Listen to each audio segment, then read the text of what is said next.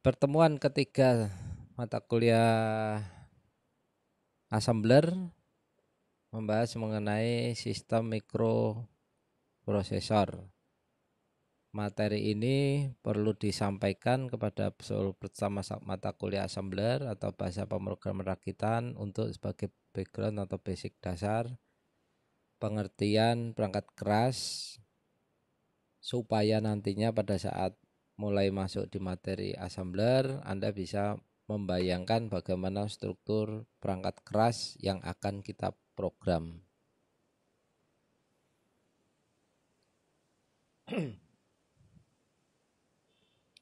Tujuan pembelajaran ini adalah setelah selesai pembelajaran mahasiswa diharapkan memahami, mengerti struktur sistem mikroprosesor, mampu memahami bagaimana proses kerja mikroprosesor, dan mahasiswa mampu mengerti bagaimana hubungan antara CPU, arithmetic logic unit, memori, register, dan terminal masukan keluaran dalam suatu sistem mikroprosesor.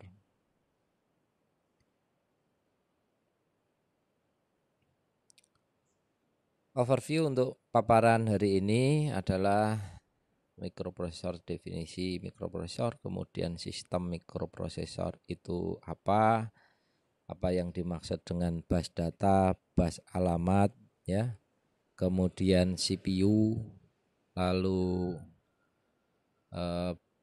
siklus pewaktuan, bus kendali, kemudian arithmetic logic unit, register, kemudian memori, serta yang terakhir adalah terminal masukan dan keluaran. Istilah-istilah ini nanti akan sering kita pakai, terutama adalah bagian untuk register ini minggu depan. Kemudian memori, ya.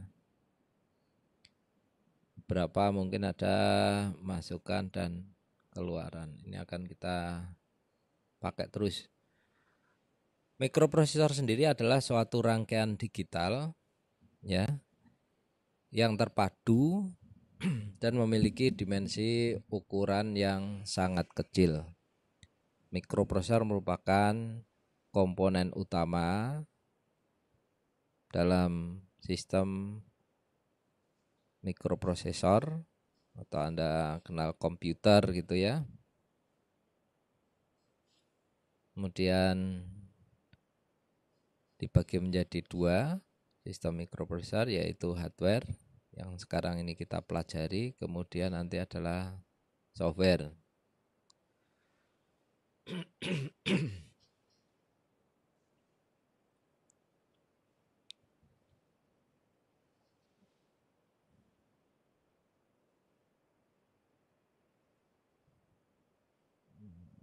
Ini sudah ya, ini Q&A-nya 748.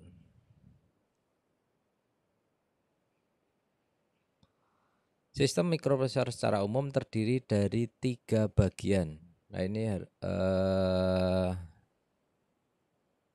dimengerti dan paham, dihafalkan dulu. Yaitu ada 3 bagian. Jadi kalau Anda ada yang bertanya, Mas, Mbak, kuliah di mana? Di Teknik Komputer Undip. Saya mau tanya, komputer itu terdiri dari berapa bagian? Ya, ada berapa? 3, yaitu CPU, input output, dan yang ketiga adalah memori. Loh Mbak, lah mouse itu bagiannya enggak? Ya mouse, keyboard ya, monitor betul. Ya itu masuk di I/O. Ya. Jadi berapa bagian? Ada 3, yaitu CPU, otak dari mikroprosesor, kemudian terminal masukan dan keluaran atau I/O, Dan yang ketiga adalah memori. Nah, ini adalah gambar dari sistem mikroprosesor. Nah, ini sering ditanyakan ya. Misalnya Anda bekerja nantinya lulus, kebetulan diterima di perusahaan desain chip mikroprosesor, ya ini sudah lazim ya, sudah harus tahu blok diagram mikroprosesor. Jadi komputer itu ada berapa? Ada berapa bagian? Ada 4 misalnya nih. Apa aja Mas?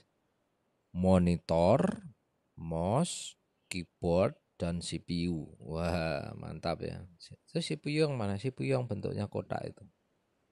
Monitor yang untuk seperti televisi, keyboard, dan mouse. Bukan ya? Jadi terdiri dari 3 bagian, yaitu CPU, I/O, dan memori. Sampai di sini ada yang mau ditanyakan? Ada ya? Kemudian sedikit lebih dalam ke bus. Setelah tadi saya sampaikan ada 3 bagian, yaitu CPU, I/O, dan memori. Memori sendiri terbagi menjadi 2, yaitu memori RAM dan memori ROM. Memori RAM itu adalah memori yang biasanya merupakan spesifikasi PC atau laptop Anda. Memorimu berapa? Punya saya 32 GB, punyamu 512 GB. Besar sekali. Iya, di server soalnya. Ini saya maintain server. 1 tera memori saya.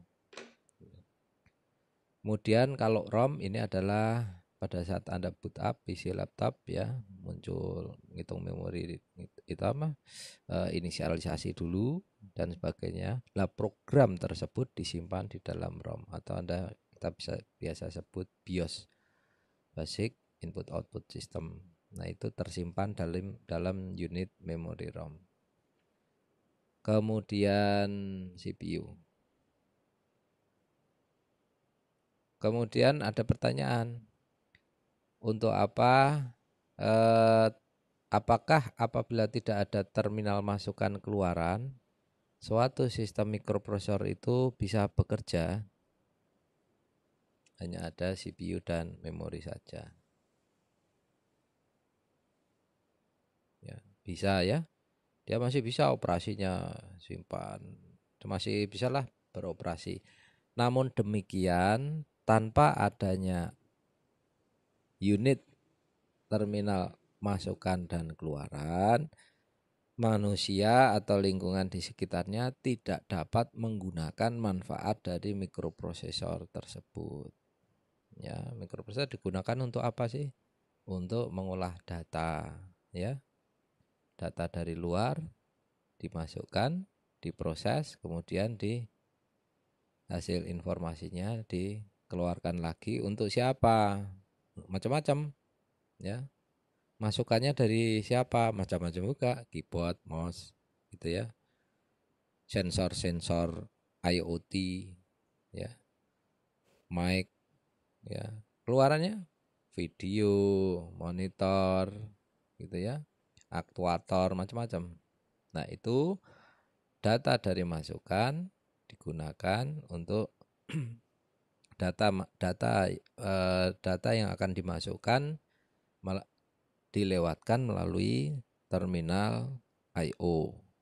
Kemudian setelah itu diproses, setelah hasil data tersebut diproses sesuai dengan metode algoritma pengolahan datanya. Untuk apa data tersebut dimasukkan dan diproses? Setelah itu hasil informasi tersebut outputnya dikeluarkan melalui terminal I/O juga. Ya. Kalau saat ini masukan dari saya ini adalah, nah ini mouse. Ya. Keluarannya ke monitor saya, ke kabel UTP, ya, masuk ke modem melalui WiFi, bisa juga kemudian masuk ke modem saya, transmisi melalui fiber optik, ya, kemudian mungkin ke BTS, masuk ke handphone Anda, tampillah di layar Anda. Nah, itu keluaran. Gitu ya ceritanya. Kembali ke slide ke-6. CPU dan memori. Kemudian ada tambahan lagi, yaitu bus alamat. Bus alamat, bus data atau address bus, bus atau data bus, address bus, dan control bus. Atau dalam bahasa Indonesia adalah bus alamat, bus data, dan bus kendali. Ini kurang satu ya, bus data. Apa itu bus? Bus adalah kumpulan jalur-jalur atau kabel. Ya. Nah, ini mestinya simbolnya adalah seperti ini. Diperhatikan arah panah, ya. Arah panah pada slide ini adalah tidak asal-asalan. Coba diperhatikan, saya hapus dulu ya.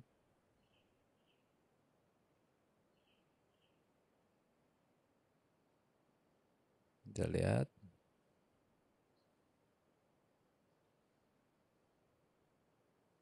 Nah, di sini bus kendali ada yang keliru. Mestinya kabelnya jalurnya adalah slash. Ini misalnya ada 3. Nah, ini notasi pada saat kita mau menggambarkan suatu bus. Jadi ada ada jalur garis dengan tanda panah. Kemudian ada slash ini. Kemudian ada angka 3. Itu maksudnya apa? Ya. Ini ada slash gini, kemudian angka 3. Maksudnya adalah dalam jalur ini tidak hanya satu kabel saja, satu jalur data saja, satu jalur saja, tetapi ada 3 jalur, ada 3 kabel. Supaya memudahkan untuk menggambarkannya, maka digunakan satu line, satu garis, kemudian coret samping di tengah, kemudian tulis angka 3. Artinya jalur ini adalah 3 line. Kemudian penggambaran berikutnya adalah menggunakan garis tebal ini dengan tanda panah. Ini maksudnya adalah bus. Kemudian diperhatikan arah panahnya. Satu contoh di sini ya. CPU dengan unit memori ROM, ya. Bus alamatnya adalah dari CPU ke ROM. Kemudian bus datanya hanya dari ROM ke CPU. Yang kedua, dengan unit memori RAM, bus alamatnya hanya satu arah dari CPU ke RAM, namun bus datanya adalah bolak-balik. Sama seperti juga dengan terminal I/O. Ya, terminal I/O ini nantinya adalah berupa satu chip. Chipnya bisa contoh yang paling mudah PPI 8255 IC ya, ini ya, Intel. Ini satu bus, keluarannya ada 3 port keluaran masukan, terminal masukan dan keluaran, 3 port keluaran masukan dan ada 3 nanti ya. Port 1, port 2, port 3. Satu port 8 bit, masukannya 8 bit. Untuk ROM, mengapa dia bus datanya satu arah? Karena ROM hanya bisa ditulis sekali, selanjutnya hanya bisa dibaca, sehingga hanya satu arah. Itu dulu yang dipahami ya. Walaupun sekarang ROM sekarang itu bisa 2 arah, karena ROM-nya bisa diupdate, BIOS-nya bisa diupgrade. Namun demikian, untuk memudahkan pemahaman, kita anggap dulu bahwa ROM hanya bisa dibaca saja. Jadi ROM itu adalah apa? Read only memory. Kemudian perbedaan antara bus data dan bus alamat apa, Pak? Ya. Bus alamat adalah bus yang digunakan untuk melewatkan data alamat. Data itu disimpan pada memori atau I/O. Apa tadi? Bus yang digunakan untuk melewatkan data alamat, di mana data disimpan atau mau diakses dari memori atau I/O.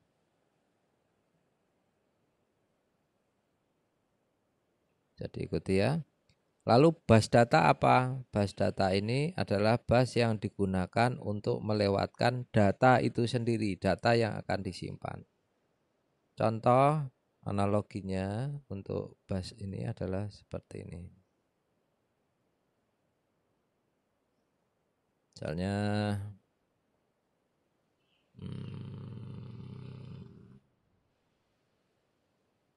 bentar ya.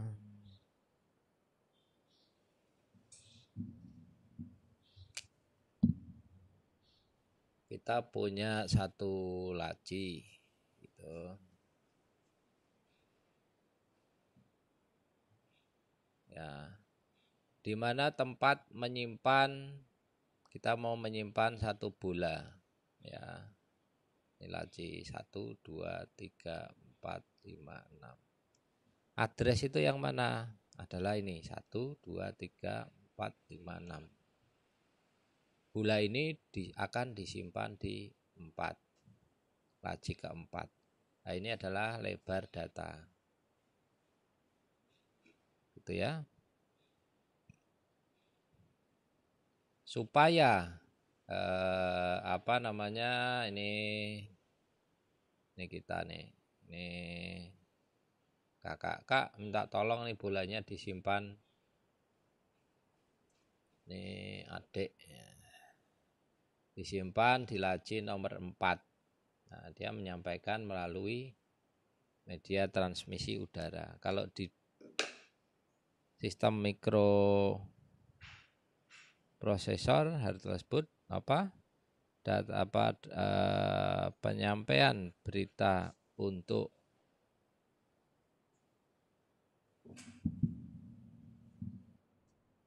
address atau alamat dan bus tadi dilewatkan melalui kabel bus data dan bus alamat tersebut. Sampai di sini bisa diikuti ya. Kita lanjutkan. Ada pertanyaan? Ada ya. Kemudian bus data dan alamat biasanya terdiri dari 48, 16 atau 32 jalur 64 bit tergantung dari jenis mikroprosesornya. Nah, ini bus datanya mana? Ya. Nih.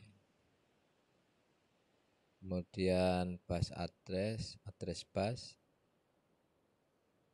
Nah, mana address bus? Ini ya.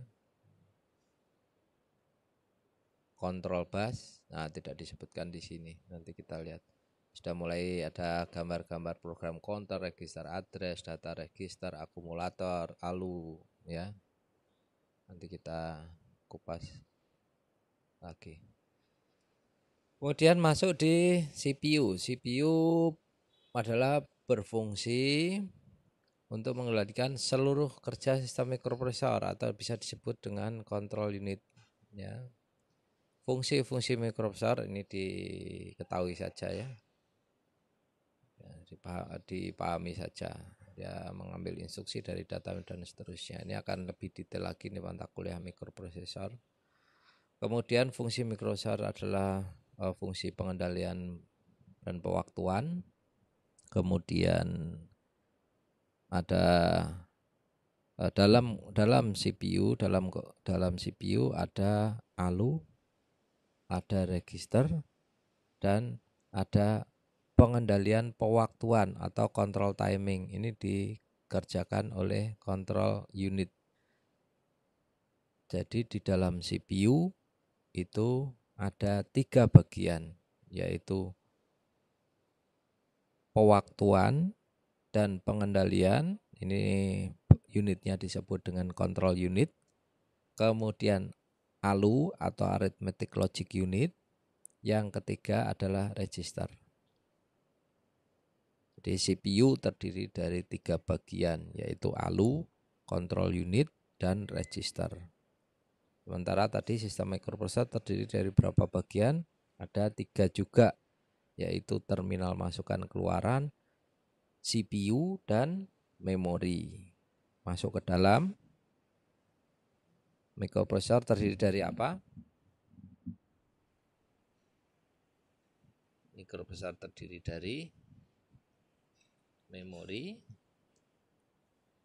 CPU, terminal masukan keluaran. Kalau prosesor sendiri atau CPU sendiri terdiri dari apa? Pewaktuan pengendalian atau disebut control unit, CU, ALU, dan register. Ya. Jadi prosesornya prosesor atau kontrolernya mikroprosesor, core of the core-nya itu adalah control unit. Ya. Control unit ada di dalam CPU. CPU adalah otaknya mikroprosesor atau komputer. Sampai di sini bisa diikuti ya. Ada pertanyaan kah? Nah. Oke. Lanjut ya. Kemudian pewaktuan dan pengendalian atau control unit. Ini adalah memiliki fungsi utama mengambil dan mendekode instruksi dari program memori. ROM. Ini ROM ini maksudnya. Mendekode, mengambil instruksi dulu. Instruksinya apa? Instruksinya dalam bentuk apa, Pak? Instruksinya dalam bentuk biner. Ya. Terus kita memprogramnya, Pak, heksadesimal. Kita nggak hafal, Pak, heksadesimal, maka dibutuhkan assembler. Assembler itu sedikit lebih tahulah bahasa, kita masih bisa memahami bagaimana instruksi dalam assembler. Kemudian setelah dikompilasi, hasilnya direpresentasikan, kita lihat dalam bentuk representasi bilangan heksadesimal. Begitu instruksi itu akan digunakan ya pada suatu sistem mikroprosesor, maka instruksi heksadesimal itu ditransfer atau disimpan, diunggah ke sistem mikroprosesor dalam bentuk biner. Biner itulah yang di dalam memori mikroprosesor diambil oleh control unit, ya, diambil oleh control unit, kemudian didekode atau diterjemahkan digit-digit binary itu sehingga menjadi suatu perintah. Perintahnya apa ini? Ambil data dari RAM, simpan ke ALU atau simpan ke atau kirim ke ALU dan dijumlahkan dengan isi dari register APC misalnya. Itu nanti yang akan kita pelajari pada pertemuan-pertemuan berikutnya. Pada pertemuan kali ini saya hanya mengenalkan perangkat keras secara sederhana suatu mikroprosesor sehingga diharapkan mahasiswa punya bayangan bagaimana sistem perangkat mikroprosesor yang nanti akan menjadi mesin pemroses instruksi assembler kita, gitu ya. Kemudian bagian pengendalian itu mengirimkan sinyal ya ke mikroprosesor lain. Bagian pengendalian ini berfungsi untuk menerima sinyal kendali, maksudnya ini bukan elemen lain, dari register ya, kemudian dari memori ya, dari interrupt, dari interrupt itu dari terminal masukan keluaran dan seterusnya. Ada pengendalian sinyal kendali eksternal untuk dikirim ke sistem lain atau di dalam sistem, bagian di dalam sistem mikroprosesor itu sendiri. Sampai di sini bisa diikuti ya. Kalau ada yang kurang jelas langsung ditanyakan di menu Q&A. Lalu masuk lagi pada bagian arithmetic logic unit. Arithmetic ini adalah bagian CPU yang bagian dari CPU yang memiliki fungsi memproses perintah-perintah logik, logika dan operasi aritmetika. Apa saja itu ya, aritmetik plus minus, bagi, kali ya, or and, sort, NAND dan seterusnya di sini di ALU.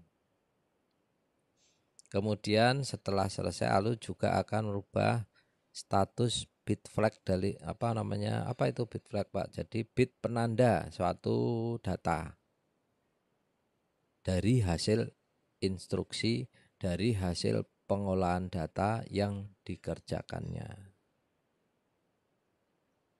Ya cukup tahu saja. Ini nanti lebih detail dengan Pak Eko Didik ALU ya. Lalu register lah ini utamanya. Saya perkenalkan dulu istilah register. Walaupun di mata kuliah elektronika dasar mungkin saya pernah menyinggung sedikit ya. Register digunakan untuk menyimpan data, alamat ya. Menyimpan data data itu sendiri ya. Lalu menyimpan data alamat. Data alamat maksudnya apa Pak? Alamat penyimpanan atau pengambilan data dari atau ke memori. Alamat sendiri ya berupa data, ya sama.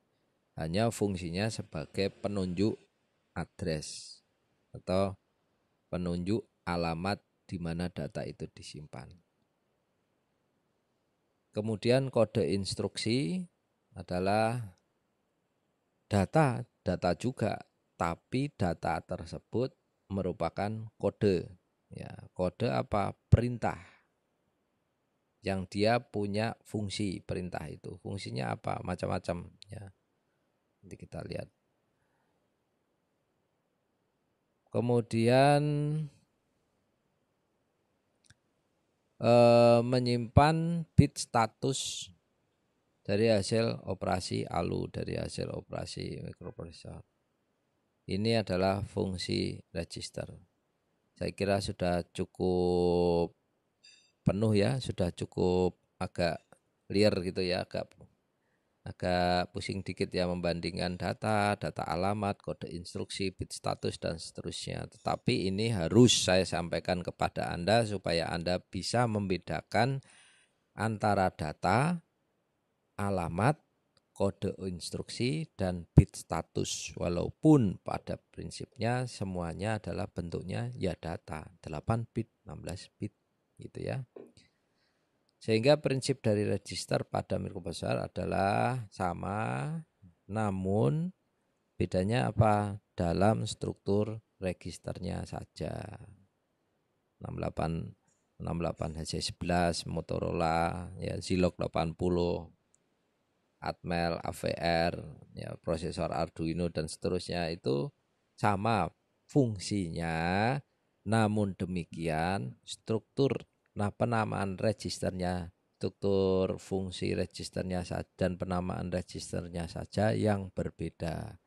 Jadi prinsipnya kalau Anda sudah memahami satu sistem mikroprosesor, maka diharapkan Anda pun bisa membaca seluruh mikroprosesor tipe dari pabrikan yang lain. Contoh, Pak saya sudah mempelajari prosesor 8088 ini Intel. Yang lama Pak ini masih 8 bit. Ya. Dengan memahami satu mikroprosesor saja diharapkan konsep sistem kerja sistem mikroprosesor tersebut, filosofinya bisa diterapkan, pengertian tersebut bisa diterapkan untuk jenis-jenis mikroprosesor yang lain. Itu nanti di mata kuliahnya Pak Didi. Di sini saya fokus di register memori gitu ya. Kemudian berikutnya adalah memori. Memori Anda sudah familiar ya. RAM ini memori yang sering kita upgrade untuk meningkatkan kapasitas penyimpanan pemrosesan data pada saat sistem bekerja supaya lebih cepat ya, bukan supaya lebih cepat sebetulnya, supaya lebih dapat menampung data lebih banyak, sehingga kalau RAM di PC atau laptop Anda upgrade istilahnya atau ditambah misalnya 8 GB ya, jadi berapa nih, 32 GB misalnya,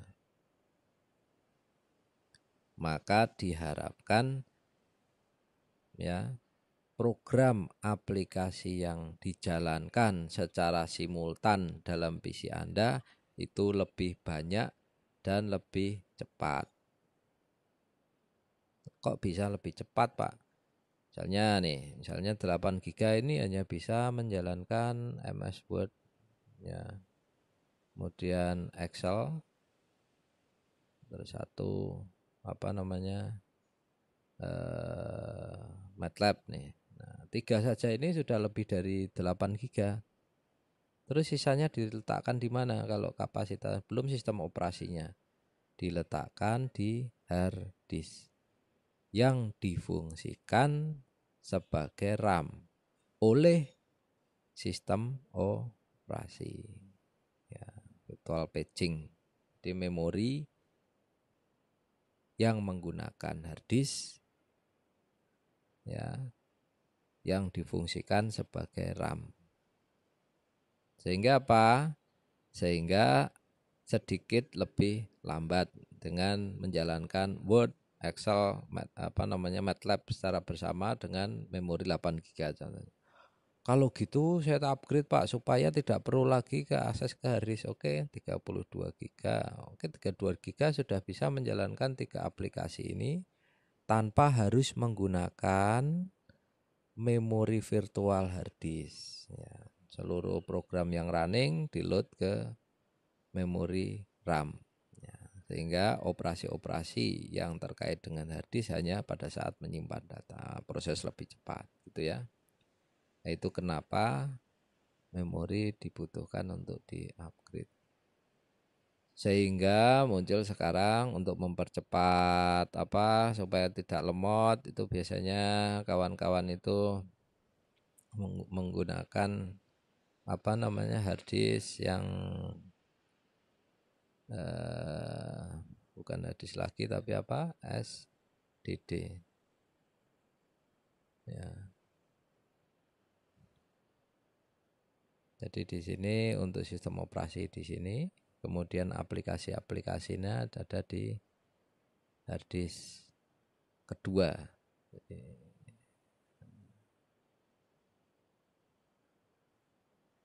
bukan SSD, bukan SDD tapi SSD, solid state device ya. Jadi hard disk yang berupa memori di dalamnya adalah memori. Nah, ini sistem operasi disimpan di SSD. Misalnya kita pakai 500 GB. Caranya bagaimana, Pak? Laptop saya kan cuma satu hard disk, nggak ada tempat lagi. Beda kalau PC, Pak, bisa. Nah, bisa kita pakai. Misalnya di situ ada CD-ROM, lepas saja CD-ROM-nya. Kita ganti SSD, kita belikan 100 ribuan ya, 160 GB cukuplah untuk sistem operasinya. Baru kemudian aplikasi aplikasi dan data digunakan hard disk yang bawaannya. Ini contoh untuk RAM. Kemudian untuk ROM adalah BIOS. Itu ya. Berikutnya jenis memori adalah volatil, non volatil. Lanjut, terminal keluaran, perantara mikroprosesor dengan dulu merupakan tugas dari terminal keluaran ini. Tanpa adanya terminal masukan keluaran, maka kita tidak bisa ngeprint dokumen ke printer. Kita tidak bisa melihat tampilan keyboard yang kita ketik, kita tidak bisa nulis. Nah, kita nggak bisa ngetik, kita nggak bisa lihat lah, nggak ada display. Nah, itu fungsi terminal masukan keluaran sebagai penghubung sistem mikroprosesor dengan dunia luar. Baik, saya kira itu yang bisa sampaikan. Ada pertanyaan silahkan di Q&A. Kalau tidak ada dipersiapkan ya, apa namanya, persiapkan minggu depan kita akan masuk di register, dipelajari dulu, dibaca dulu. Register-register dalam saya gunakan prosesor 8088, di mana prosesor tersebut nanti ada register AX, BX, CX, DX dan seterusnya. Bagaimana cara menggunakan register tersebut? Kemudian nanti di minggu depan mudah-mudahan sudah mulai dengan sedikit contoh coding menggunakan menuliskan instruksi dalam assembler. Tools yang saya pakai mungkin debug. Alangkah baiknya kita pakai dulu, Anda gunakan dulu atau Anda setup dulu sistem operasi yang support di debug. Ini di sini mungkin saya gunakan contoh ini, bentar ya, di VirtualBox kita pakai di situ. VirtualBox ya. Kemudian saya akan pakai di sini, saya masih punya XP. Nah, XP, kemudian nanti di situ masih ada aplikasi debug. Sedangkan di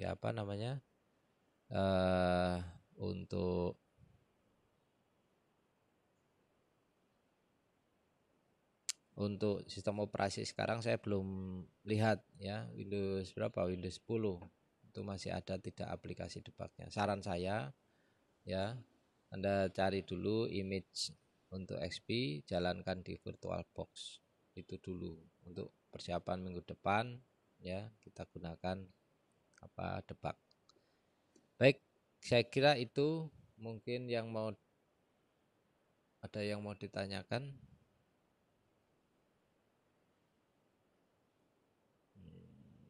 Tidak ada. Alhamdulillah, atensi untuk mahasiswa pada pagi ini ada 27 yang aktif, kemudian 31%, 12 attendee atau 12 mahasiswa menyalakan laptop atau handphone ya, kemudian ditinggal masak, ada yang ditinggal mandi ya. No problem, saya